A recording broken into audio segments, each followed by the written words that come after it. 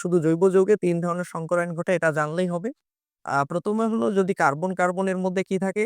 Carbon কার্বনে triple bond থাকে, তাহলে triple bond যদি থাকে তাহলে সংকরায়ন হবে sp। Carbon carbon double bond থাকলে সংকরায়ন হবে sp2। এবং কার্বন কার্বন যদি কি থাকে একক বন্ধন থাকে তাহলে এখানে হবে কি sp3। তো আমরা মনে রাখবো কার্বন কার্বন যখন কি হয় ট্রিপল বন্ড ঘটে, এই যে মাঝের যে বন্ড আছে মাঝের বন্ডটা মূলত সিগমা বন্ধন ঘটে, আর উপরের গুলো কি হয় এইটা পাই এইটা পাই। তাহলে আমরা বলতে পারি কি যে এই মাঝের বন্ডটা বলতে পারি সিগমা।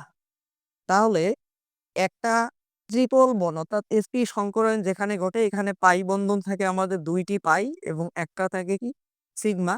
একইভাবে যখন দেখবো যে কার্বন কার্বনের মধ্যে ডাবল বন্ড ঘটে, ডাবল বন্ড ঘটলে কি হয় যে একটা বন্ড আমাদের হয় সিগমা বন্ড, একটা বন্ড হয় সিগমা বন্ড আর একটা বন্ড হয় পাই বন্ড। তাহলে এখানে বলতে পারি ডাবল বন্ড মানে একটা পাই আর একটা কি থাকে সিগমা থাকে। এবং কার্বন কার্বন যদি ট্রিপল বন্ধন ঘটে তাহলে এখানে যে সংকরায়নের ফলে এখানে সব বন্ধন হবে সিগমা বন্ধন।